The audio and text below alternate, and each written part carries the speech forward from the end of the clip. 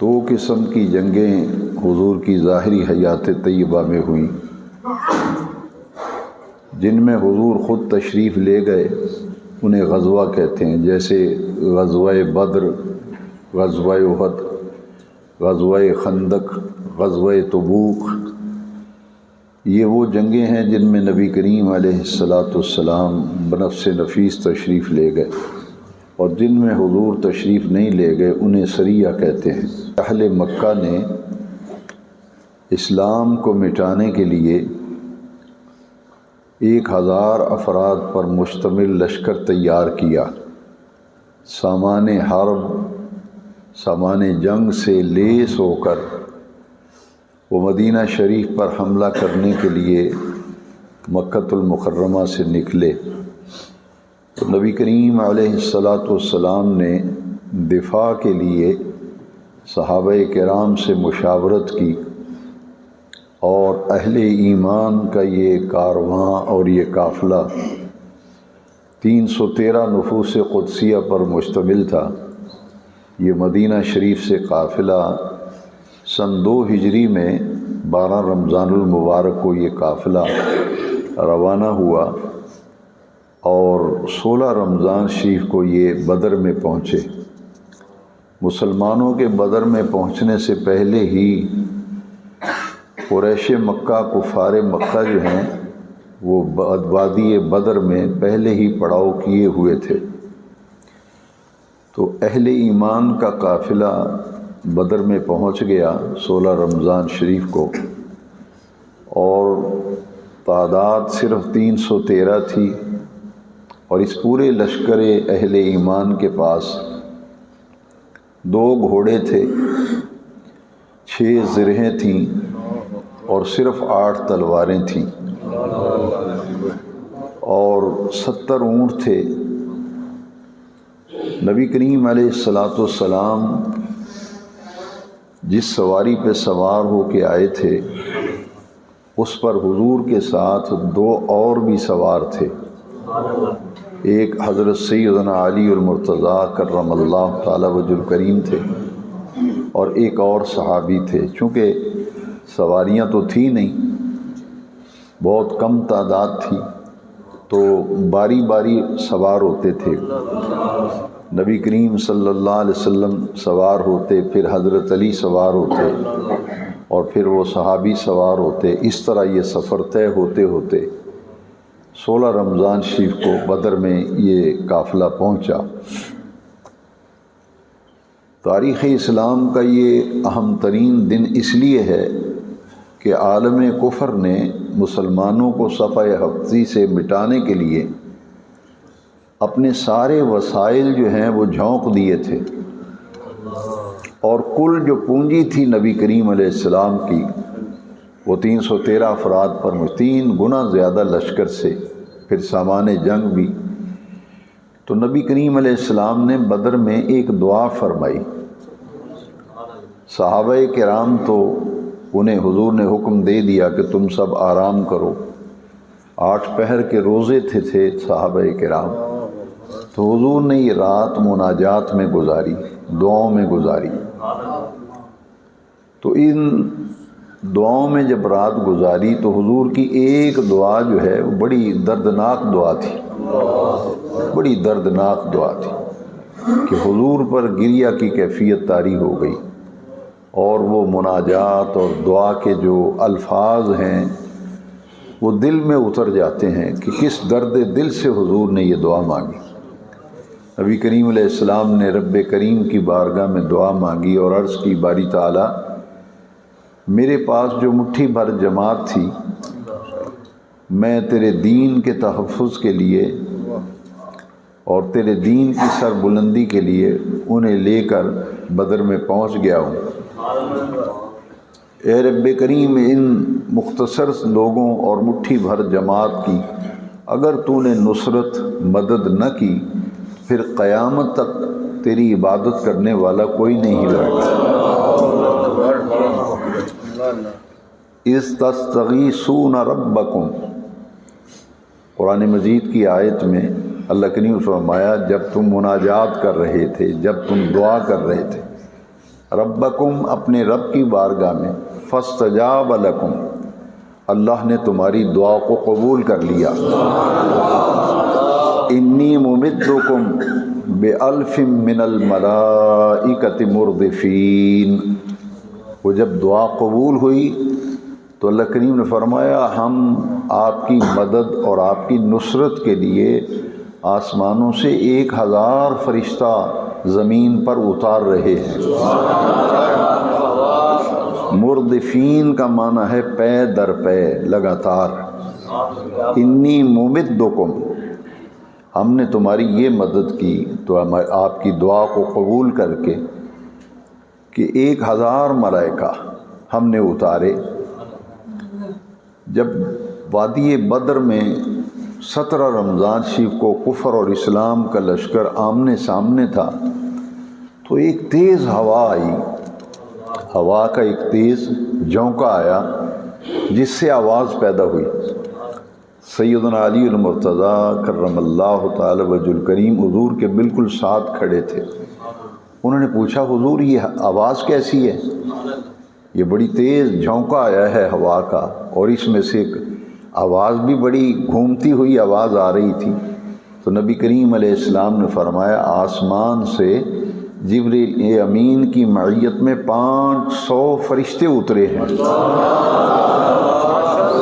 یہ ان کے اترنے کی آواز ہے، ان کے اترنے کی آواز ہے۔ اب تھوڑا سا وقت گزرا تو پھر بڑی تیز ہوا چلی اور آواز آئی، بڑی تیز آواز، گھومتی ہوئی آواز تھی۔ تو حضرت علی رضی اللہ تعالیٰ نے پھر پوچھا حضور یہ پھر آواز آئی ہے اور بڑا تیز جھونکا آیا ہے ہوا کا؟ حضور نے فرمایا میکائیل آیا ہے اور اس کے ساتھ 500 ملائکہ فرشتے آسمان سے اترے ہیں۔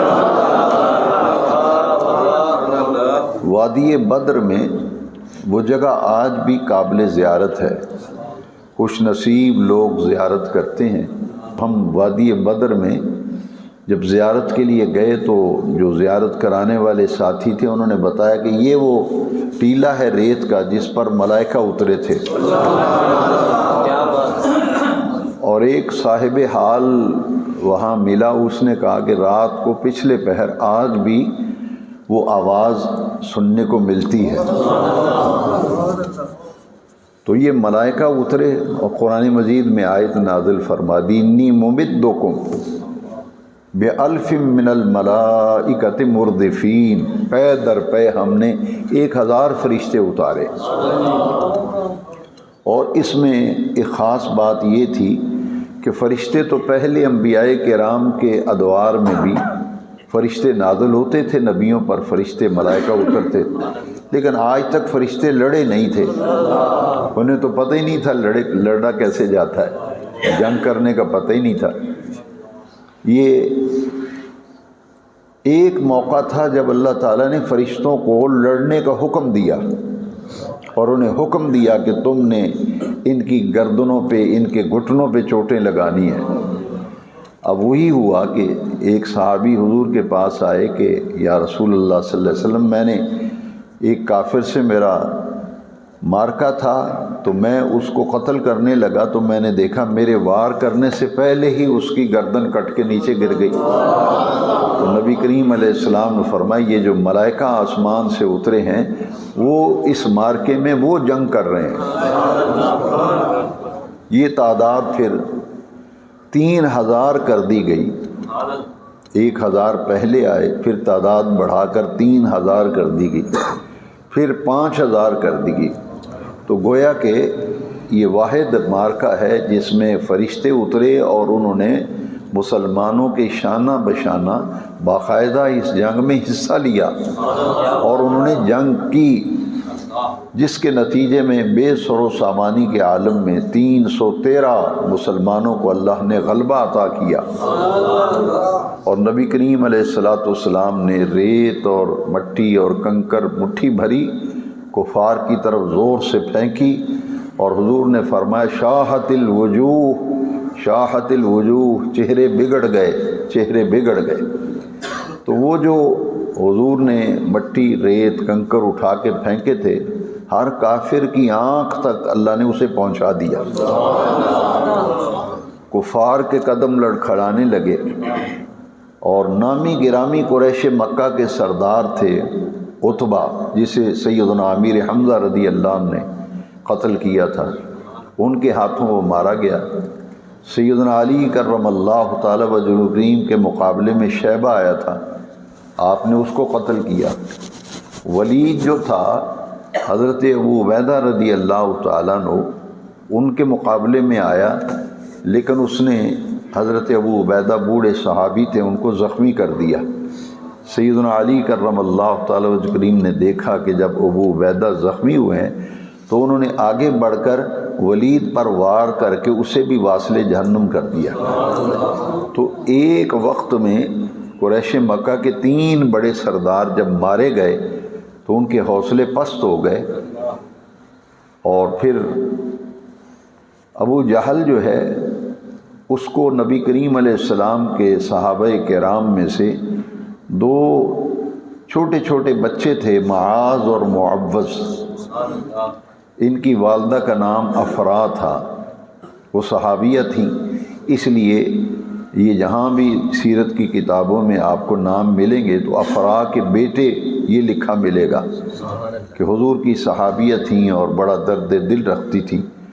ان 2 بچوں نے ابو جہل ان کے ہاتھوں سے قتل ہوا تھا، مارا گیا تھا۔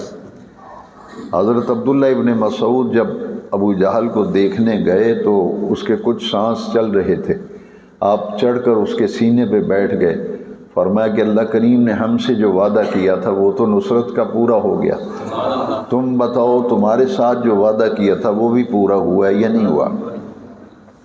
اب وہ حضرت عبداللہ ابن مسعود رضی اللہ عنہ کے ہاتھوں سے وہ ابو جہل جو ہے وہ موت کی آغوش میں چلا گیا، واصل جہنم کر دیا گیا۔ اور نبی کریم علیہ السلام نے فرمایا کہ مجھے ابو جہل کی کوئی خبر لا کے دو، بتاؤ۔ تو عبداللہ ابن مسعود رضی اللہ عنہ نے عرض کی حضور وہ تو واصل جہنم ہو گیا۔ تو حضور کو لے کر حضرت عبداللہ بن مسعود، یہ حضور کا سب سے بڑا دشمن تھا ابو جہل، اسلام کو صفحہ ہستی سے مٹانے کے لیے اسی نے یہ لشکر ترتیب دیا تھا۔ حضور اس کی لاش پہ جا کے کھڑے ہوئے اور حضور نے فرمایا ایک موسیٰ علیہ السلام کی امت کا فرعون تھا، یہ میری امت کا فرعون ہے۔ اب قدم اکھڑ گئے اور 70 کافر اس بگدڑ میں مارے گئے، اور نبی کریم علیہ السلام کے 6 جانثار مہاجر صحابہ شہید ہوئے اور 8 انصار صحابہ کرام شہید ہوئے، کل 14 شہید ہوئے مسلمان، حضور کے غلام اور صحابہ انصار و مہاجرین، اور کافر جو ہیں وہ 70 مارے گئے۔ تو اللہ کریم نے فرشتوں کے ذریعے اس جنگ میں نصرت فرمائی اور مدد فرمائی۔ اس جنگ میں میں تبرکاً 2 واقعات سناؤں گا کہ حضرت قتادہ رضی اللہ عنہ، غزوہ بدر میں ان کی آنکھ میں تیر لگ گیا، جس سے ان کے آنکھ کا ڈیلا جو ہے وہ لٹک کر یہاں رخسار پہ آ گیا۔ تو وہ حضور کی خدمت میں آئے اور عرض کی حضور دیکھیے میرا یہ آنکھ نکل گئی ہے۔ تو حضور نبی کریم علیہ السلام نے حضرت قتادہ کی طرف دیکھ کے فرمایا کہ بتاؤ تمہیں آنکھ دے دیں یا جنت دے دیں؟ حضور نے فرمایا دونوں میں سے انتخاب کر، ایک چیز لے لے، یا آنکھ یا جنت۔ اے دوست اس چمن سے ایسے گلوں کو چن کہ ہر نظر داد دے تیرے حسن انتخاب۔ بڑا انتخاب کرنا مشکل تھا، ایک طرف جنت ہے ایک طرف آنکھ ہے، لیکن قربان جائیں صحابہ کرام کی تو براہ راست اور ڈائریکٹ تربیت جو ہے وہ حضور نے کی تھی۔ یہ حضور کے گہوارہ تربیت اصحاب صفا کون تھے؟ جو حضور کے زیر تربیت تھے۔ تو انہوں نے کیا عرض کیا؟ بڑا پیارا جواب دیا کہ حضور آنکھ میں نے مانگی ہے، وہ میرے مانگنے پہ دے دیں، اور مہربانی اور کرم فرمائیں جنت اپنی طرف سے دے دیں۔ نبی کریم علیہ السلام نے شہادت کی انگلی سے لعاب دہن شریف لیا اور قتادہ کی آنکھ کے ڈیلے پہ لٹکا ہوا تھا، لعاب دہن شریف لگا کے پکڑ کے آنکھ کے اندر رکھ دیا اور اوپر حضور نے یوں شہادت کی انگلی پھیر دی۔ میرے آقا کریم نے فرمایا کہ بتاؤ کہ دادا تمہارا کیا حال ہے؟ تو انہوں نے عرض کی حضور اب تو پتہ ہی نہیں چلتا کہ یہ آنکھ نکلی تھی یا یہ نکلی، کسی قسم کی کوئی تکلیف نہیں ہے۔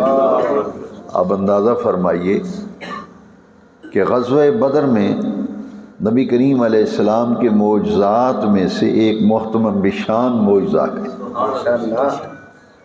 حضور نے جنت بھی دے دی اور آنکھ بھی مل گئی۔ اور ایک صحابی تھے بڑے مشہور، حضرت عکاشہ رضی اللہ عنہ، کل 8 تلواریں تھیں، بندے 313 ہیں مجاہد، اور تلواریں صرف، وہ بھی ایک تلوار ٹوٹ گئی، پیچھے 7 رہ گئی۔ وہ جن کی تلوار ٹوٹی تھی نا تو حضور کے پاس آ گئے کہ حضور یہ میری تلوار ٹوٹ گئی ہے۔ تو نبی کریم علیہ السلام نے دیکھا کہ وہاں ایک کھجور کی ٹہنی پڑی تھی، سرکار نے اسے ٹہنی کو پکڑ کے فرمایا کہ لو اس سے جہاد کرو۔ تو جیسے ہی عکاشہ کے ہاتھوں میں گئی تو وہ چمکتی ہوئی خوبصورت تلوار بن گئی۔ انہوں نے اس کا نام رکھ دیا اون۔ اون کا معنی ہے مددگار، کہ مشکل وقت میں سرکار کی مدد تھی، اور کھجور کی ٹہنی مجھے پکڑائی تھی، وہ تلوار بن گئی تھی۔ اس تلوار کو دیکھنے کے لیے، زیارت کرنے کے لیے دور دراز سے لوگ، نسل در نسل یہ سلسلہ چلتا رہا کہ لوگ دیکھنے آتے تھے کہ چلو اس تلوار کی زیارت کر کے آئیں کہ جو کھجور کی ٹہنی تھی اور حضور کے دست اقدس کی برکت سے وہ تلوار بن گئی تھی۔ اس غزوہ میں اللہ کریم نے اہل اسلام کو ایسی فتح عطا فرمائی کہ پورے عرب پر مسلمانوں کی دھاک بیٹھ گئی۔ اور اللہ کریم نے قرآن مجید میں پھر آیت مقدسہ نازل فرمائی، وَلَقَدْ نَصَرَكُمُ اللَّهُ بِبَدْرٍ وَأَنْتُمْ أَذِلَّةٌ، البتہ تحقیق اللہ نے تمہاری اس وقت مدد کی، نصرت کی، بدر میں جب تم بے سر و سامان تھے، جب تم بدر میں کمزور تھے، اللہ نے تمہاری مدد کی۔ فاتقوا اللہ، تو اللہ سے ڈرتے رہا کرو، لعلکم تشکرون، تاکہ تم شکر گزار بندے بن جاؤ۔ تو یہ آج کا دن خاص اہمیت رکھتا ہے۔